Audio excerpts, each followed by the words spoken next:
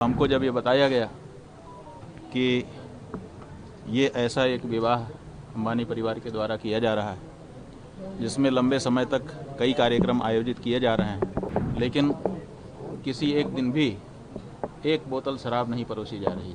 हजारों व्यंजन बनाए जा रहे हैं अलग अलग मौक़ों पर, लेकिन एक दिन भी कोई भी मांसाहार का व्यंजन उसमें नहीं बनाया जा रहा।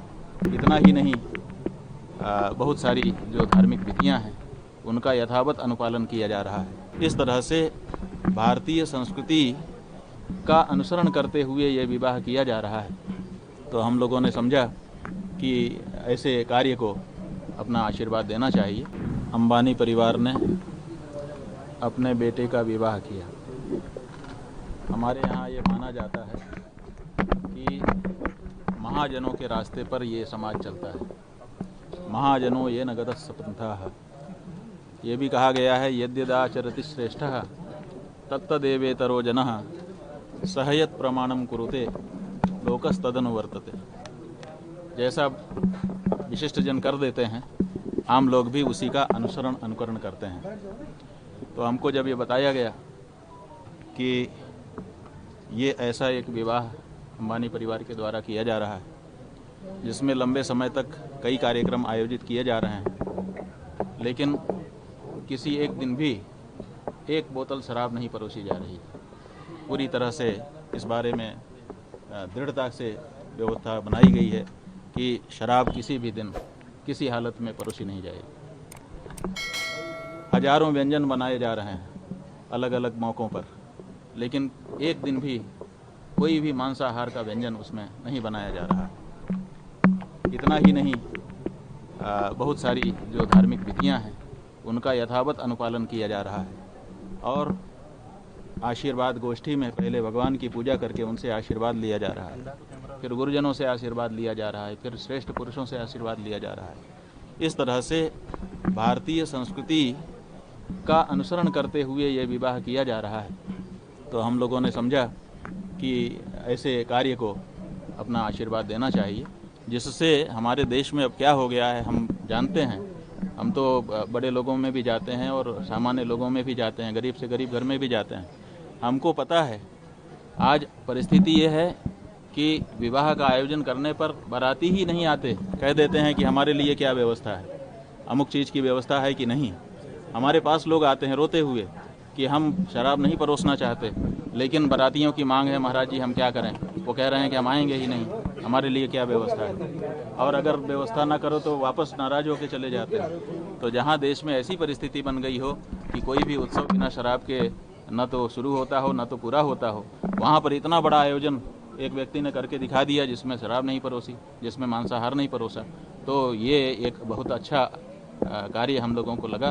तो हम लोगों ने समझा कि जा करके इनको आशीर्वाद करना चाहिए, और उन्होंने बड़ी श्रद्धा से बुलाया था और मर्यादा रखते हुए सब निभाया भी। स्वामी जी, अखिल भारतीय संत समिति आरोप लगाई है कि संतों को शादी विवाह में नहीं जाना चाहिए, इस पर क्या कहेंगे आप? देखिए, शादी विवाह क्या है पहले ये समझना पड़ेगा। ये जो शब्द बोल रहे हो आप ना, अगर ये उन्हीं के द्वारा कहा गया, संत समिति के किसी व्यक्ति के द्वारा कहा गया शब्द है तो हमारी आपत्ति है। हमारे यहाँ शादी होती ही नहीं है। शादी शब्द ही हमारे हिंदुओं का नहीं है, हमारे यहाँ विवाह शब्द है। तो शादी का तो सवाल ही नहीं है हिंदू में। आप शादी शब्द का उच्चारण ही कैसे कर पाते हो, पहले तो ये बताओ। और दूसरी बात ये है कि विवाह है क्या, तो आप जानेंगे कि हमारे वेद में, हमारे शास्त्र में 4 वर्ण और 4 आश्रम बताए गए हैं।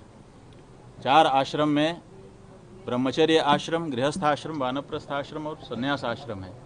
और इनमें चारों में हमारे शास्त्रों ने, विद्वानों ने कहा है धन्यो गृहस्थ आश्रम। गृहस्थ आश्रम सबसे बड़ा आश्रम, सबसे धन्य आश्रम बताया गया है। क्यों? क्योंकि बाकी के जो 3 आश्रम हैं वो भी गृहस्थ आश्रम पर ही निर्भर करते हैं। ब्रह्मचारी के पास कोई उत्पादन नहीं है, वो गृहस्थ आश्रम से ही स्वयं उत्पन्न होता है और गृहस्थ आश्रम से ही उसको खाने पीने को मिलता है, पालन पोषण होता है। इसी तरह से वानप्रस्थ और सन्यासी भी अपने पास कुछ नहीं रखता है, जब उसको भूख लगती है तो गृहस्थ आश्रम के पास जाना पड़ता है। हमारे गुरुजी महाराज कहा करते थे, हम लोग सन्यासी हैं, 23.5 घंटे के शहंशाह हैं। तो हम लोग उनसे पूछते थे कि 23.5 घंटे के शहंशाह, आधे घंटे? बोले आधे घंटे तो हम भिखारी हैं। जब हमको भूख लगती है, उसके पहले जब तक भूख नहीं है तब तक तो हम त्याग में, तपस्या में और साधना में लीन रहते हैं। लेकिन जब भूख लगती है तो किसी न किसी गृहस्थ के दरवाजे जा कर के हमको भी भिक्षा याचना करनी पड़ती है और उस समय हम भिक्षुक हो जाते हैं। तो ऐसी परिस्थिति में जो गृहस्थ आश्रम है, उस गृहस्थ आश्रम को अगर हम बल नहीं देंगे तो कौन बल देगा? और अगर हमारा गृहस्थ आश्रम बिगड़ गया तो फिर भारतीय संस्कृति ही बिगड़ जाएगी। इसलिए गृहस्थ आश्रम की इस तरह से अवहेलना न की जाए और ये ना कहा जाए कि गृहस्थ आश्रम में किसी को आशीर्वाद देने के लिए नहीं जाना चाहिए। और ऐसा कोई वाक्य कहीं अपने शास्त्रों में उपलब्ध नहीं होता है। और हमारे जो पूर्व पुरुष हैं, उन पूर्व पुरुषों में पुरी के शंकराचार्य पूज्यपाद निश्चलानंद निरंजन देव तीर्थ जी महाराज का अभी चित्र हमारे पास आया है। इनके पास किसी भक्त ने भेजा है, उसके विवाह में स्वयं वो गए थे।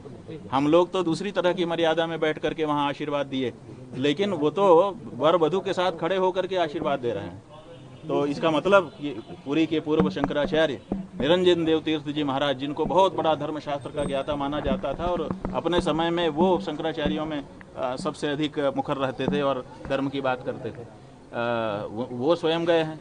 धर्म सम्राट स्वामी करपात्री जी महाराज के बारे में अनेक लोगों ने बताया कि वो हमारे विवाह में आकर के हमको आशीर्वाद दिए थे। स्वयं इस समय दूसरे जो शंकराचार्य हैं, पुरी के शंकराचार्य जी महाराज, उनके बारे में लोगों ने बताया, फोटो भेजा हमारे पास कि वो हमारे विवाह में आकर के हमको आशीर्वाद दे करके गए हैं। तो ये जो हमारे पूर्व पुरुष हैं, पूजनीय पुरुष हैं, ये विवाह में जा करके और आशीर्वाद देते रहे हैं। क्यों देते रहे हैं? क्योंकि ये जानते हैं कि गृहस्थ आश्रम अगर बिगड़ गया तो सारे आश्रम बिगड़ जाएंगे। इसलिए गृहस्थ आश्रम को बनाए रखना चाहिए। ये जो परिवार नाम की संस्था है, ये गृहस्थ आश्रम से आरंभ होती है और ये भी बहुत पवित्र आश्रम है, धन्य है। ऐसे में इसकी सुरक्षा करना किसी भी धर्माचार्य का दायित्व है। अगर हमारे यहाँ विवाह की संस्था समाप्त हो गई, अगर गृहस्थ आश्रम समाप्त हो गया, तो फिर वर्णाश्रम धर्म रह नहीं पाएगा।